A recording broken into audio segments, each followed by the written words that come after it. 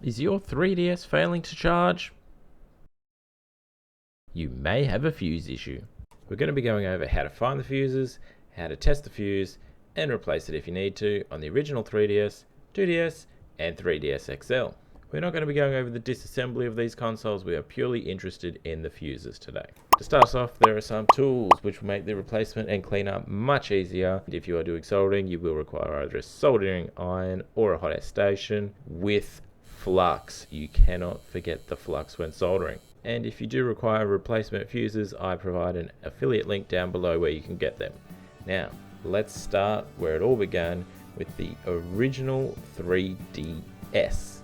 So on the side with the button pads, just below the charging port, you'll see the F1. If you head down the bottom to the right of the power switch, you'll see the F2. Now, please excuse my 2DS donor board here. We are missing the charging port off it, but if we zoom in here, we will see there is an F1 marking to the right of where the charging port would normally be, and that is the pads for our fuse just above the EM1 filter there, which can also cause charging problems.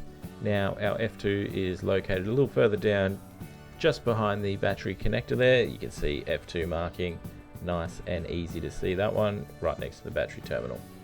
And finally onto our 3DS XL, our F1 is located up near the EM1 again, right near the charging port, so it's nice and easy to find. And back down to the battery connector for our F2, slotted in between that and the SD card reader. So now you know the locations of the fuses. We're not just going to go in and blindly replace them. We want to test them first, so you're going to need a multimeter. So you want to put your multimeter into diode mode as seen on screen right now.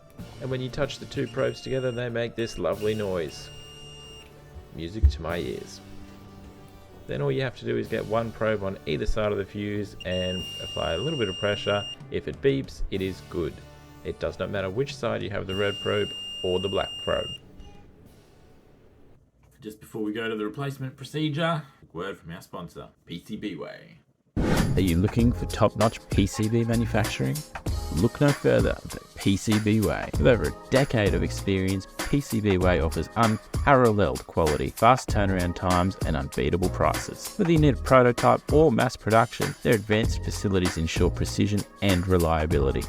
With worldwide shipping, you're always in good hands. And if you're not after PCB printing, then they still have a web store where you can get the latest tools, toys, and merch to satisfy your needs. Check them out. I'll leave a link in the description below. Alright, so you've done the multimeter test, you've confirmed the fuse is bad when you want to replace it. We're just going to cover our charging port with a little bit of Captain tape so we don't melt the inside of it with the plastic there. We're going to get our flux first. Now we're going to hit it with some hot air. With my hot air station, I'm usually about 80% airspeed at about 400 degrees. Results may vary per hot air station.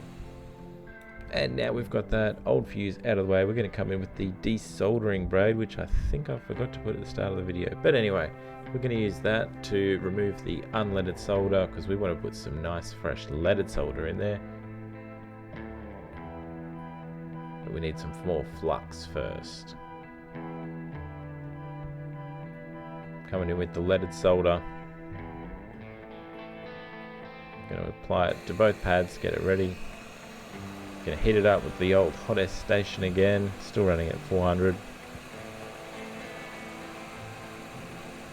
And once you see it go shiny like that, it's ready to drop a little fuse on there.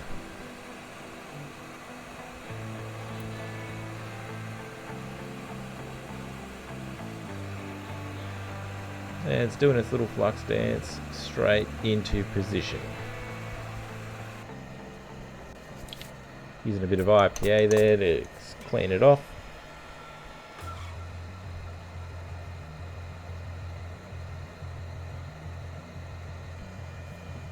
Remove that tape, and there's a bit of flux under there too that will also require a cleaning.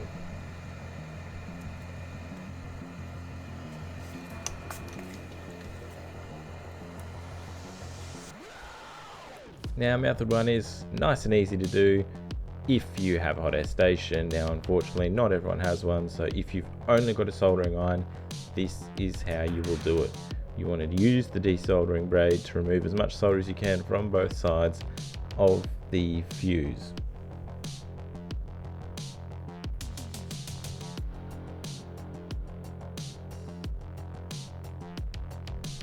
With that solder gone, it's able to wiggle out.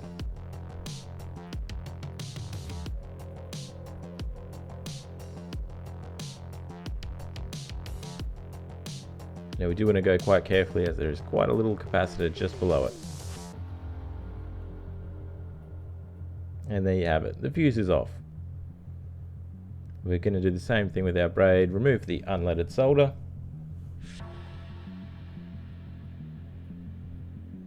I'm going to pick up the fuse and we're going to shoot it into oblivion. I'm going to put some flux on, get the leaded solder again.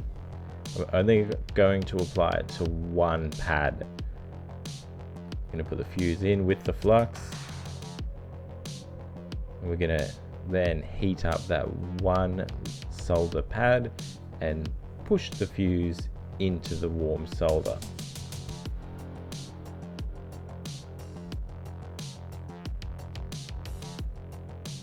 And with that side all done, you can then solder down the other side.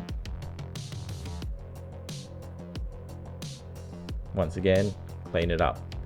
And just like that, you have successfully replaced a fuse on a 3DS system. Good. Hopefully there's been something helpful in this for you. If there was, don't forget to like, subscribe, do all that bizzo, drop a comment down below, whatevs. Yeehaw.